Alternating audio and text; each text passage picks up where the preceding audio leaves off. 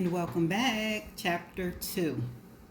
The tropical gardens were plush and green as Sydney and her crew walked along the resort serpentine paths that wound toward the beach. Once past the pool, her tennis shoes sank into the sand of Sugar Beach. Around her, the Twin Peaks sprouted into the sky. On her right and to the north, Petit Piton. On her left and to the south, Gros Piton. Laid between the summits was a 200-yard stretch of sugar white sand that glistened under the hot sun. Closer towards the water, the sand was darker where the surf washed over it and bathed it into wet caramel. "Miss Ryan," the young Caribbean man asked as he approached. "Sydney." She reached out and shook his hand. "Darnell, I'll be guiding you and your crew today. Are you ready?" Sydney nodded. She looked back to her camera guys and pointed to the pitons. "Get these," she said to her crew. A few stills from the base to the peak with a clouded sky above. Maybe time lapse it to get a tropical storm moving through. Might be a good promo. Beautiful scenery one minute and a ferocious storm the next. Aerials will work well if we can budget it. She looked back to Darnell. "Is the hike difficult?" "To the summit?" He smiled. His teeth were broad and white. "Yeah, man." "To the Sapphire Bluff?" "Easy." "Easy?" Sydney asked. "No problem." Darnell pointed to Sydney's biceps, then flexed his own and let out a jovial laugh. "Trust me, no problem." 30 minutes later, they had completed the necessary paperwork and signed the waivers required to partake in a guided hike up Gros Piton. The trip to the summit was an all-day excursion taking more than 4 hours. To the bluff, where Julian Christ was killed, required 30 minutes of walking along a narrow path flanked by heavy foliage, with occasional views of Piton's Bay to the north and the Jalousie Plantation to the east. Sydney and her crew were halfway to the bluff when they came to a staircase made from boulders and flanked by a makeshift bamboo railing. The structure had been reinforced over the years with additional balustrades. That's a word. Hold on. Let me highlight it. And a few odd rocks. The man-made arrangement tackled a steep gorge that would otherwise be too challenging to traverse. "Darnell," Sydney said as they approached the stone-age staircase, "has this portion of the hike changed over the years?" "No, same now as it always been." "So, 10 years ago, this was the same staircase?" "Yeah, man, same as same." Sydney directed her crew. "Get this from the bottom to the top, then top to the bottom. Capture a first-person account of climbing up the staircase, no one else in the frame, and time me on the way up. Take a few more runs and get an average on how long it takes to walk it, jog it, and sprint it." Sydney followed Darnell up the boulders, the first ferocious portion of the day's hike. With temperatures in the low 90s and 100% humidity, her tank top was soaked by the time she was halfway up the staircase. A healthy 36-year-old woman in good physical shape, Sydney considered that she was 10 years older now than Grace had been when she supposedly made this journey. Sydney needed the aid of the bamboo railing to make it to the top. The steep incline toward the peak required her to grab the bamboo with both hands, one on each side, to hoist herself to the top. Once there, she surveyed the landing and then headed back down. At the foot of the stairs, she grabbed a tripod from one of the camera members and extended it to full length, placed it over her shoulders, and repeated her climb up the boulders with only one hand available to grab the bamboo. When Sydney was satisfied with her test runs, she found Darnell sitting in the shade of a Lancing. "How much farther?" "Not much," Darnell said, pushing himself away from the tree's trunk. A few switchbacks.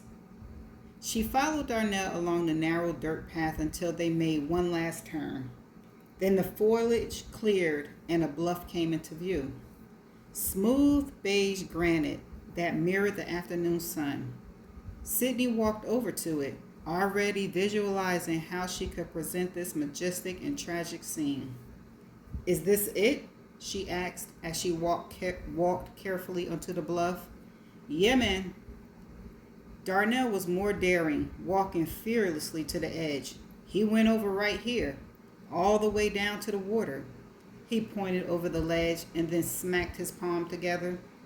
Sydney stopped a few feet from the edge, bent at the waist, and took a hesitant glance over the threshold.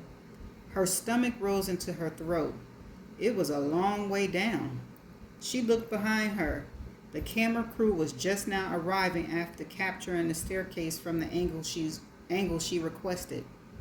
Sydney walked over to Leslie Martin, her producing partner, turned back to look at the clearing and the bluff and the pristine view of Pistons Bay sparkling with afternoon sun. She put her arms out wide. "I need a full shot of this, a first-person perspective, coming around the bend and witnessing the bluff and the clearing and the bay. We'll need to get a shot at sunset as well, with the sun in the backdrop and the long shadows creeping towards the camera. That's about the time he was killed." "I can see the promo," Leslie said. "Gorgeous, but eerie." Sydney nodded. "Get a blanket up here, too, with a bottle of champagne and 2 glasses. Low shot. Okay? Ground level, with the glasses in the foreground and the setting sun behind them." "You're a genius. I love it," Leslie said. "It was a long time ago," Darnell interrupted. "When that boy went over the edge. What is the interest so many years later?" "Research." "For a book?" "No, a film." Darnell's bright smile appeared again. "A movie?" "Documentary." Sydney walked back onto the bluff as her camera crew prepared to film the area where Julian Chris was killed. She enjoyed a moment of solitude as she looked out over the ocean and then down to Sugar Beach, where vacationers strolled hand in hand, their footsteps melting in the sand. "Okay, St. Lucius, tell me your story." The Girl of Sugar Beach. Pilot. Episode based on the interview with eyewitness from the scene. They were celebrating in St. Lucius and had chosen this morning, the day of their 20th wedding anniversary, to watch the sunrise, with dark outlines of the twin Patines rising on either side of Sugar Beach like broad-shouldered guards on night watch. The couple strapped into their kayaks into the pre-dawn hours. The sky was still dark, and the moon was the only light that guided them as its charcoal brightness fell softly across Patines Bay. Sugar Beach, situated on the west side of the island, offered the perfect local for sunsets. To witness the sunrise, vacationers needed to navigate across 12 miles of mountainous terrain to reach the eastern side of St. Lucius. The other option was to take to the ocean. A 5-mile paddle over calm waters brought kayakers to the southern tip of the island, just past Vieux Fork, and presented an unfettered view of the eastern horizon. They clicked on their headlamps as they took off through the darkness, hugging the shorelines around Gros Patine. They stayed 50 yards off the coastline, keeping a good pace of nearly 3 knots. It was a strenuous workout they had undertaken many times before. They maintained a tandem formation, him in front of her so she could utilize his draft. After an hour of paddling, the black inkiness of night melted as the cerulean. Let me highlight that, y'all. Come on, highlight. Cerulean, glow took to the sky. After 3 miles, he fell back and allowed her to take the lead until the southern portion of the islands jutted away from them to the southeast. Here they kept a straight tack that took them farther offshore, a more direct line that eventually rendered a clear sight line to the horizon. When they made it past Vaux Forks, floating in the middle of the Caribbean Sea, they pulled their kayaks together and drank from their water bottles. Their breathing came under control just as the sun emerged from the ocean. A magnificent sight, the tip of the sun piercing the horizon, and the couple leaned over the edges of their kayak and kissed. After 10 minutes, the sun was bright and its reflection spread from the horizon to capture their kayaks in its glow. They turned and started their journey back to Sugar Beach. The Twin Peaks in the distance acted as their navigational tool. With a steady northwest current, it took just over an hour to make it back to the base of Gros Baton, where they clung to its structure and paddled around its base. One final turn and Sugar Beach came into view. Still too early for resort life, the beach was empty for a few early morning walkers. The huts were vacant and the bungalows void of activity. A few staff members prepared lounge chairs and hustled dishes and glassware to the beach bar. She glided the kayak paddle through the water on the left side, then dipped the paddle into the water to her right. She repeated the same process for the past 3 hours. This time, however, her paddle didn't glide smoothly through the water, but instead struck a solid object. She jerked, scaring herself that a sea animal was ready to capsize the kayak. But when she looked into the water, she saw immediately that it was no animal. Her scream was nearly enough to topple her husband, who was a few yards ahead and prepared to exit his kayak and step into the shallow water off Sugar Beach. He pivoted into a quick U-turn as his wife continued in hysterics, slapping her paddle at the water in an effort to get away. When he came up beside her, his stomach turned. The body floated on his stomach, arms and legs outstretched like a skydiver in mid-flight. A cloudy swirl of blood muddied the crystal clear waters. That's the end of chapter 2.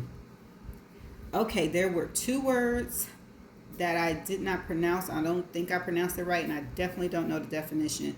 So stay tuned for the definition video. Okay, and welcome back to the definition video. The first word is spelled Balustrade,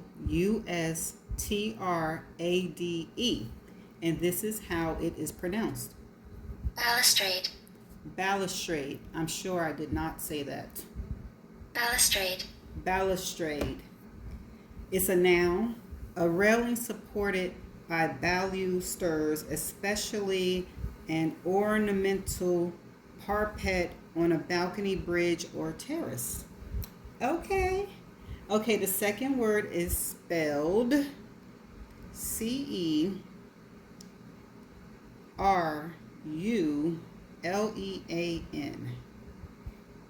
And this is how it is pronounced. Cerulean. And I know I don't think I said that right. Cerulean. Cerulean. It is an adjective, deep blue in color, like a clear sky. Okay. Let me listen to that again. Cerulean. Cerulean. Cerulean. And I forgot how to pronounce the other one.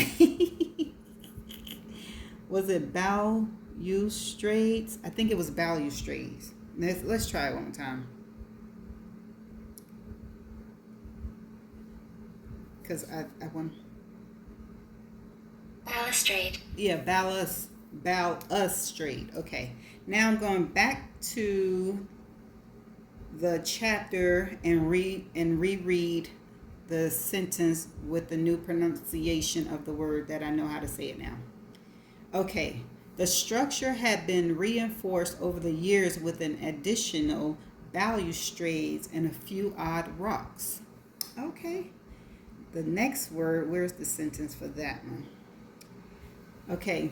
After an hour of paddling, the black inkness of the night melted as a cerulean